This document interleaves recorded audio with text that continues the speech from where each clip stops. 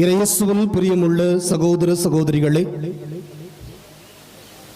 இவ்வுலக வாழ்வு பல்வேறு இடர்பாடுகளை, பல்வேறு சோதனைகளை கொடுத்தாலும், வாழ்வு என்பது எவ்வளவு நாள் என்பது யாருக்கும் தெரியாததாக இருந்தாலும், வாழ்வு எதுவரை அழைக்கிறதோ அதுவரை நாமும் செல்வோம் என்பது பாடல் வரிகளாக இருந்தாலும், நிஜம் கடவுளின் திட்டம் எதுவோ அதுவரை மனித வாழ்வு நிச்சயமாக கண்டிப்பாக பயணிக்கும். எந்த இடத்தில் எப்பொழுது யாருக்கான நிறைவு என்பதை கடவுள் நிர்மாணிக்கின்றாரோ அங்குதான் மனிதர்களுக்கான நிறைவு என்பது இருக்கும். இந்த மனித நிறைவு என்பது இந்த உலகில் இதையெல்லாம் நான் வாழவில்லை, இதை நான் அனுபவிக்காமல் சென்று விட்டேன் என்ற அகாலத்தினுடைய அடையாளம் அல்ல. மாறாக வாழ்வை நிறைவு செய்து இறைவன் தனக்கு உகந்த பலியாக அந்த மனிதர்களை அவர் ஏற்றுக்கொள்ளுகிறார். மனித பார்வையில் வேண்டுமானால் அவர்களின் வயதை வைத்தோ அல்லது அவர்கள் இறந்த இறப்பினுடைய தன்மையை வைத்தோ இவர்கள் ஒருவேளை வாழ்வை நிறைவாக வாழ்ந்துவிடவில்லையோ என்ற உணர்வுகள் ஏற்பட்டாலும், இறை சன்னிதானத்தின் அடிப்படையில் இறைவனின் பார்வையில் எல்லா மனிதனும் முழுமையான வாழ்வின் நிறைவை அடைந்த பிறகுதான் இறைவனிடம் செல்லுகிறார்கள். இவ்வுலக வாழ்வு எல்லாருக்குமே ஒரு நிறைவை நோக்கிய பயணம். புனித சின்னப்பர் தன்னுடைய வாழ்வை கிறிஸ்துவுக்காக அர்ப்பணித்து முழுமையாக வாழ்ந்த பிறகு அவர் மிக தெளிவாக சொல்லுகிறார், நான் இப்போதே என்னை பலியாக படைக்கின்றேன். நான் பிரிந்து செல்ல வேண்டிய நேரம் வந்துவிட்டது. நான் நல்லதொரு ஓட்டத்தை முடித்துவிட்டேன், விசுவாசத்தை காத்து கொண்டேன். இனி எனக்கென வைக்கப்பட்டிருப்பது நேரிய வாழ்வுக்கான வெற்றி வாகையே.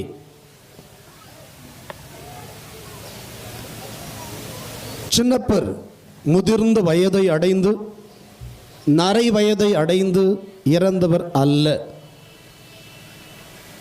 நன்றாக ஓடி ஆடி பயணங்கள் செய்து அந்த பயணத்தினூடே இறந்தவர். வயது மூப்பு ஆகி இறக்கின்றவர்களை கூட இன்றைக்கு நாம் சொல்லி அழக்கூடியது, ஐயோ இது உனக்கு சாவர வயசா? இது நிதர்சனமாக எல்லா இறப்பிலுமே நாம் கொண்டு வருகின்ற ஒரு படிப்பினையோ அல்லது ஒரு விதமான வாழ்வியல் சிந்தனையாகவோ இது இருந்து கொண்டிருக்கிறது.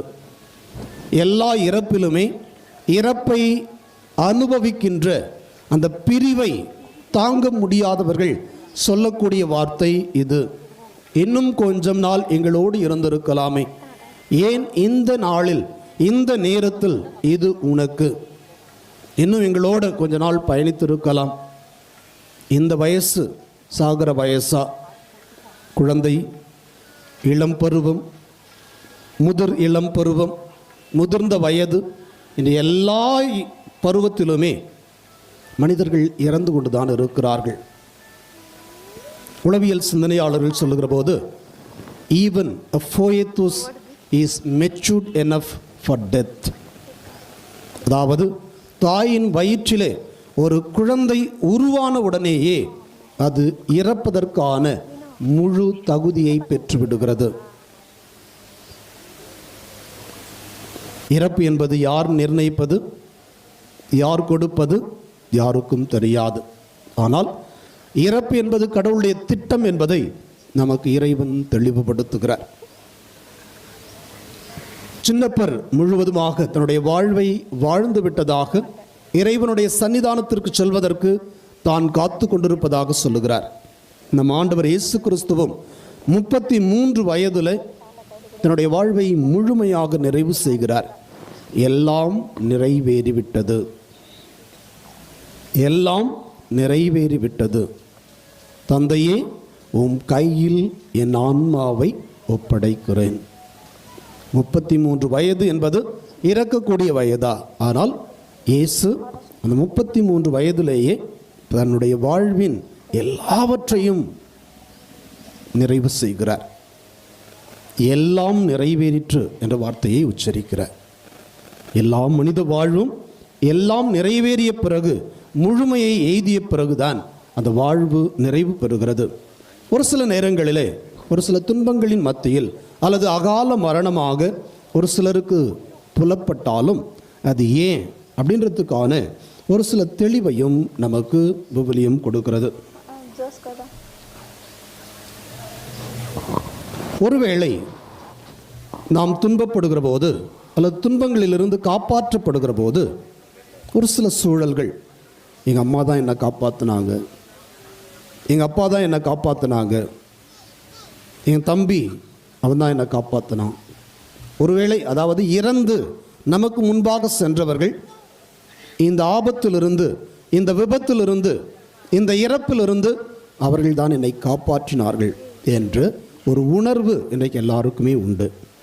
சின்னப்பரும் மிக தெளிவாக அதை சொல்லுகிறார். நம் ஆண்டவர் இயேசு கிறிஸ்து தந்தை இரக்கம் நிறைந்த கடவுள். அவரே ஆறுதல் அனைத்துக்கும் ஊற்று.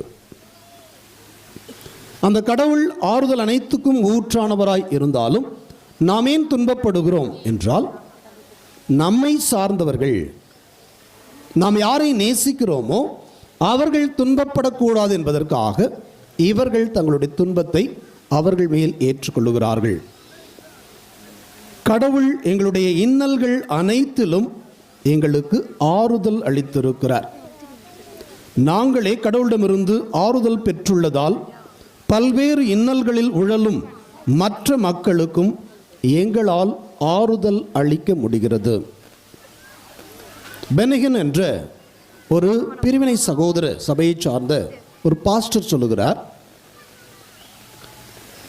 திவ்ய நற்கருணையில்தான் ஆண்டவருடைய பிரசன்னம் இந்த உலகில் மனித உருவிலும் தெய்வீக சாயலிலும் பிரசன்னமாகி இருக்கிறது. அந்த தெய்வீக பிரசன்னமும் மனித பிரசன்னமும் இருக்கக்கூடிய திவ்ய நற்கருணையினால்தான் இவ்வுலகில் அதிசயங்களும் அற்புதங்களும் நடக்கிறது.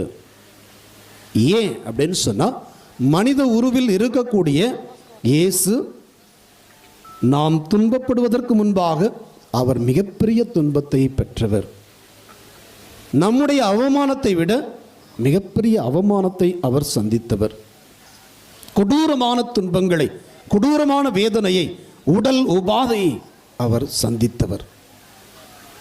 எல்லா நிலைகளிலும் நம்மை விட பல மடங்கு அவர் துன்பத்தை அனுபவித்தவர். எனவேதான் நமக்கு எசாயா புத்தகத்தில் சொல்லப்படுகிறது, நாம் காயப்படக்கூடாது என்பதற்காக அவர் நமக்காக காயப்பட்டார். நாம் நொறுக்கப்படக்கூடாது என்பதற்காக அவர் நொறுக்கப்பட்டார். கிறிஸ்துவின் துன்பத்தினால் நாம் ஆறுதல் அடைகிறோம். அவருடைய தியாகத்தினால் நாம் நல் வாழ்வை பெற்றுக்கொள்கிறோம். அதே போலத்தான் இந்த கல்லறைகளில் அடக்கம் செய்யப்பட்டிருக்கின்ற அத்தனை ஆத்துமாக்களும் நம்முடைய நல்வாழ்விற்காக அவர்கள் நம்மை கடந்து சென்றிருக்கிறவர்கள். நம்மை நேசித்து நமக்காக வாழ்ந்து நமக்கான வாழ்வை தந்து அவர்கள் நமக்கு முன்பாக சென்றிருக்கிறார்கள். எத்தனையோ நேரங்களிலே நமக்கு ஆபத்து வருகிற போது நம்முடைய ஆபத்துக்களை எல்லாம் அவர்கள் தாங்கி நம்மை காத்து வழிநடத்துகின்ற தெய்வங்கள் அவர்கள். வையத்துள் வாழ்வாங்கு வாழ்பவன் தெய்வத்துள் உறையும் ஆண்டவனோடு அவன் ஒப்புமைப்படுத்தப்படுகிறான். இந்த கல்லறைகளில் வாழக்கூடியவர்கள் நம்முடைய உறவு, என்னுடைய தாய், என்னுடைய தந்தை, என்னுடைய மகன், என்னுடைய மகள், என்னுடைய உறவு இல்லை. அவர்கள் தெய்வங்கள். அவர்கள் இறைவனோடு நித்தியத்திற்கும் வாழக்கூடிய இயேசுவின் பிரசன்னங்கள். இன்றைக்கு அவர்களுக்காக ஜெபிக்கிறோமா அல்லது அவர்கள் நமக்காக ஜெபிக்கிறார்களா என்பதை மிக ஆழமாக புரிந்து கொள்ள, அவற்றில் இருக்கக்கூடிய உன்னதமான தொடர்பு நிலையை உருவாக்கி கொள்ள இன்றைக்கு நாம் இங்கே இருக்கிறோம்.